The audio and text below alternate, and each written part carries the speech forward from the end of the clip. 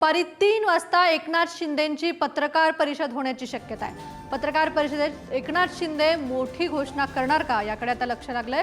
सत्ता स्थापनेत एकनाथ शिंदे नेमकी काय भूमिका घेणार, याविषयी पत्रकार परिषदेत काय बोलणार याकडे आता लक्ष लागलंय। राज्यात आता राजकीय हालचालींना वेग आलाय आणि या पार्श्वभूमीवर ही पत्रकार परिषद महत्त्वाची आहे। आपले प्रतिनिधी पंकज दळवी आपल्या सोबत आहेत। एकनाथ शिंदे 3 वाजता पत्रकार परिषद घेणार आहेत, नेमकी त्यांची भूमिका काय असणार आहे?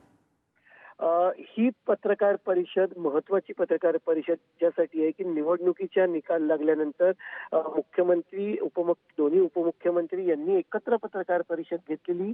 मात्र एकनाथ शिंदे हे एकटे पत्रकार परिषद ही निवडणुकीच्या निकालानंतर ही पहिली पत्रकार परिषद आहे। माध्यमांशी त्यांनी संवाद साधला असेल, मात्र पहिली पत्रकार परिषद एकटे घेत आहेत, त्यामुळे त्याच्यामध्ये अनेक अर्थ दडलेले असू शकतात। ते त्यांची भूमिका स्पष्ट करतील।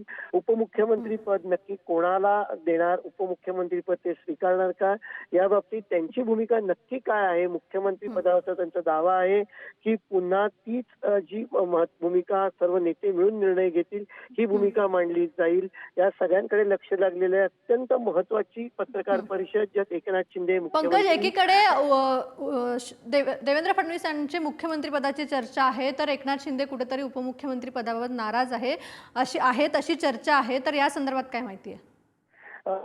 देवेंद्र फडणवीस यांच्या नावावरती शिक्कामोर्तब झाल्याची माहिती आहे। त्यांचं नाव जाहीर होईल, अर्थात अजून नाव जोपर्यंत राजकारणामध्ये जाहीर होत नाही तोपर्यंत त्या गोष्टी या कन्फर्म नसतात। ऐनवेळी काहीही होऊ शकतं।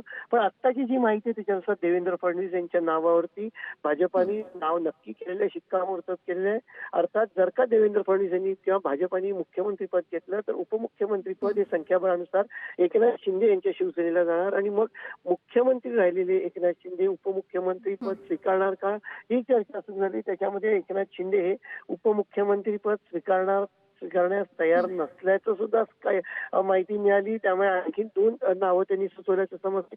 त्या नावांना उपमुख्यमंत्री पद दिलं जाणार का, की एकनाथ शिंदे यांनी उपमुख्यमंत्री पद स्वीकारावं म्हणून भाजपचं जे वरिष्ठ नेतृत्व आहे ते एकनाथ शिंदेची संपर्क साधून त्यांचं मनधरणी करणार, त्यांची समजूत काढून ते करण्यासाठी त्यांना तयार करतील का, हा एक मोठा प्रश्न आहे। आणि सगळ्यात महत्वाचा मुद्दा म्हणजे एकनाथ शिंदे यांच्याशी आता भाजपचं केंद्रीय नेतृत्व जे आहे फोनवरून त्यांच्याशी बोलणार असल्याची माहिती आत्ताच माहिती आहे। केंद्रीय नेतृत्व थेट आता एकनाथ शिंदे यांच्याशी संपर्क साधून संवाद साधणार आहे, त्यांची चर्चा करणार आहे। नक्कीच पंकज, धन्यवाद। या पत्रकार परिषदेकडे लक्ष असेलच। तुर्तास धन्यवाद।